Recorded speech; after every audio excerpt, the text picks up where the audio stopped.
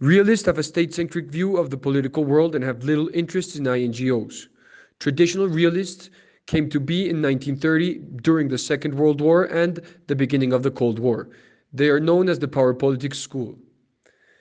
They start to argue that the League of Nations, that was created after the First World War, was only as strong as the countries who were willing to support it, and argued that this support did not exist. Their first argument was that there was a discrimination in their international community, which meant which meant that countries were not equal. They argue by saying that Germany and the Soviet Union first were not allowed to join the League, and also they argue that the support of the United States would have changed things, but the United States chose not to enter the League of Nations.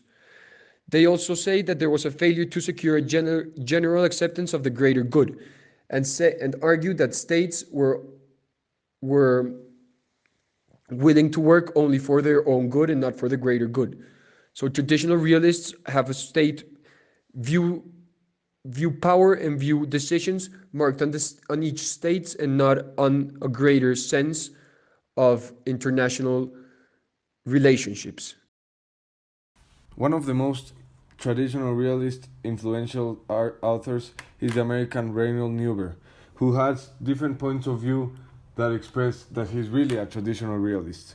One is that he expresses that people have created a community of mutual dependence, but that doesn't mean of mutual respect and trust. He also have some faults about the world governments. The first one is that governments are not created by an arbitrary order, but they obviously need a community. And the other one says that the government have limited efficiency integrating communities.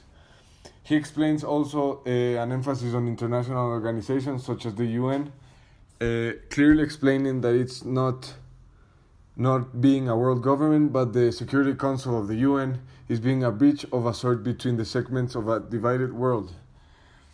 Another influential author is Hans Morthenga, who is a German author who emigrated to the States because of war, and he has some general problems of relations between states and the specific questions of interstate organizations, which are the belief that nation states are the most important actors in international relations, that there is a clear distinction between domestic and international politics, and that international relations is predominantly about the struggle for power and peace. And he explains something pretty interesting, that is, international politics, like all politics, is just a simple struggle of power. The following points are reflected by Morgenthau, in which establishes that international organizations are simply seen as interstate institutions. The main point that helped political realism to find its way through the landscape of international politics is the concept of interest defined in terms of power. This is due to the fact that Morgenthau established that all politics, including international, are a struggle of power. Also, Morgenthau defines that all policies, including domestic and international, have three basic patterns. All of the political policies always seek to keep, increase, or demonstrate power. This is known by the following names: the status quo, the politics of imperialism, and the politics of prestige. Morgenthau as well names the peace problem which came with the world politics. He analyzes different ways to achieve peace, which are through limitation, through transformation, and through accommodation by diplomacy.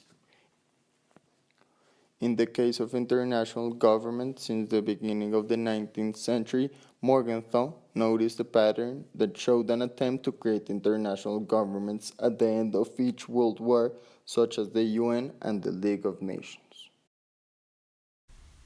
In conclusion, Morgenthau considers that international organizations do have an influence on international relationships in which power and peace are the main motive, although he concludes that international organizations do not have any effect on achieving peace. On the other hand, the realist view of international organizations is criticized in three different points. The first one establishes that international organizations are maintaining the power through limitation and are not focusing on creating a better world. The second approach establishes that the realist point of view can be challenged by its own name, realist, and commonly the question asked is to what extent does the school offer a useful description and explanation of international relations? Last but not least, three critiques is the emphasis the school has given the high politics, the question of peace and war, to the neglect of low politics such as economic, technological, and cultural relations, as the author says. International organizations are seen as instrumental of policy for states, and international non-governmental organizations are hardly taken into account. The world in a very similar way to the way the realists saw it, the classic realists. Waltz, which was one of the main theorists of the New Realists, says that IOs are only representations of world powers. Yet, here's where it's different from the classical realists. They also say that these IOs are made for security reasons. So, in order to protect themselves better, they have to create the UN in order to feel safer. And their greatest criticism of global politics is that countries that have no power will never have power, and that these IOs don't actually help uh, countries like Colombia in world politics.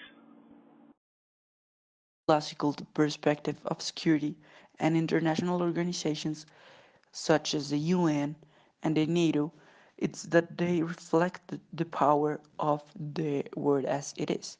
For example, in the Middle East conflict, a country as Palestine may ask for help in organizations such as the UN or the Arab League. But what happens is that it may ask for help on it upon that, but at the end, those organizations reflect the real power that the states have. That's why, for example, the United States has a veto vote, and they have a lot of power in the UN because they have a lot of power in the real life.